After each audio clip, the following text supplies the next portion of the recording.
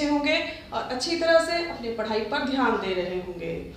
बच्चों, ये समय गंवाने का नहीं है, ये समय कुछ पाने का है और इस समय का सदुपयोग कर आप लोग पूरी तरह से अपने दिनचर्या में, अपने रूटीन के हिसाब से सभी चीज़ों को पालन करें, सभी चीज़ों को फॉलो करें और अपने पढ़ाई पर ध्यान दें। साथ ही इंडोर गेम्स खेलकर अपने मनोरंजन पर भी ध्यान दे सकते हैं, जैसे लूडो, कैरम बोर्ड इत्यादि विभिन्न प्रकार के खेल हैं जो घर में आप खेल सकते हैं अपने परिवार के सदस्यों के साथ और एक नियमित दिनचर्या का अनुपालन करके आप अपने आप को बिजी रख सकते हैं, आप अपने आप को व्यस्त रख सकते हैं और इसके लिए एक रूटीन बनाकर निश्चित अवधि पर, निर्धारित समय पर विभिन्न प्रकार के कार्यों को आप संपादित कर सकते हैं। तो बच्चों, आज हम लोग पढ़ेंगे मनुष्यता कविता के 7वें पंक्तियों को। तो बच्चों, आइए पढ़ते हैं मनुष्यता कविता के 7वें पंक्तियों को। मनुष्य मात्र बंधु है, यही बड़ा विवेक है। पुराण पुरुष स्वयंभू, पिता प्रसिद्ध एक है। फला अनुसार कर्म के अवश्य बाह्य भेद है, परंतु अंतरेक में प्रमाणभूत वेद है। अनर्थ है कि बंधु ही न बंधु की व्यथा हरे, वही मनुष्य है कि जो मनुष्य के लिए मरे। तो बच्चों, आइए सबसे पहले इसके कठिन शब्दार्थ को देख लेते हैं। बंधु अर्थात भाई, मित्र, दोस्त। विवेक, विवेक अर्थात ज्ञान, बुद्धि। स्वयंभू, स्वयंभू अर्थात परमात्मा, ईश्वर। अंतरेक अर्थात आत्मा की एकता। तो बच्चों, यहाँ पर कवि कहते हैं मनुष्य मात्र बंधु है, यही बड़ा विवेक है।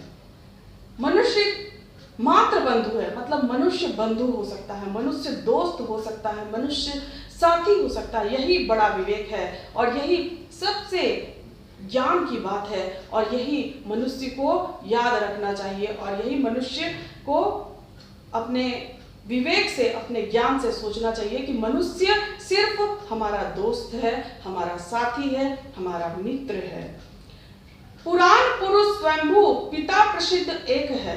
पुराण पुरुष, पुराण पुरुष अर्थात पुराणों में भी ये लिखा हुआ है और इसके पुराण जो है, हमारे वेद है, पुराण है, उसमें भी ये दिखाया गया है कि हमारे जो पिता हैं, हमारे जो परमेश्वर हैं, हमारे जो प्रभु हैं, वो एक है। अर्थात सभी का ईश्वर एक है, सभी का प्रभु एक है और वो स्वयंभू, वो परमात्मा सभी का एक है।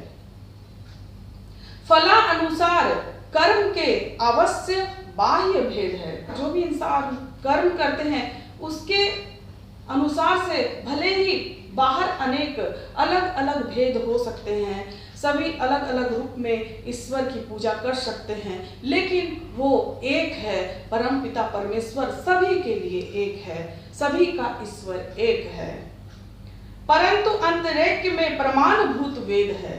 परंतु ये वेदों में भी लिखा गया है कि अंतरेक अर्थात हमारी आत्मा की एकता, सभी पुराणों में, ये वेद में ये लिखा गया है कि सभी के लिए ईश्वर एक है और सभी वेदों में भी इसका उच्चारण किया गया है कि ईश्वर सभी के लिए एक है और सभी की आत्मा एक है। अनर्थ है कि बंधु ही न बंधु की व्यथा हरे, ये अनर्थ है, ये बिल्कुल ही अनुचित है और ये बिल्कुल ही पाप के समान है कि बंधु ही बंधु की व्यथा को ना हरे, अर्थात बंधु अर्थात मित्र ही मित्र की व्यथा को ना हरे, उसके दुख में, उसके कष्ट में उसका साथ ना दे। अर्थात एक मनुष्य का यही कर्तव्य होना चाहिए कि उसे मनुष्य की मदद करनी चाहिए। वही मनुष्य है कि जो मनुष्य के लिए मरे। मनुष्य वही हो सकता है जो मनुष्य के लिए मरे, अर्थात जो दूसरों की मदद करे, जो दूसरों की सेवा करे, जो दूसरों पर उपकार करे। तो यहाँ पर कवि ने बहुत ही सहजता और सरलता के साथ हमें यह संदेश देने का प्रयास किया है कि हमारा ईश्वर एक है और उस वेद और उस पुराण में, जो भी हमारे वेद और पुराण है, उसमें सभी को एकता के सूत्र में बांधकर सभी को एक दूसरे की मदद करनी चाहिए और हमारे मन में परोपकार और उपकार की भावना रखनी चाहिए। जिस मनुष्य के अंदर उदारता की भावना नहीं होती है, वह मनुष्य पशु के समान होता है, वो मनुष्य नहीं कहला सकता है। मनुष्य तभी कहला सकता है जब वो परोपकारी हो, वो दयालु हो, वो उदार हो। तो बच्चों, एक सच्चे मानव का धर्म होता है उदारता की भावना, दया की भावना।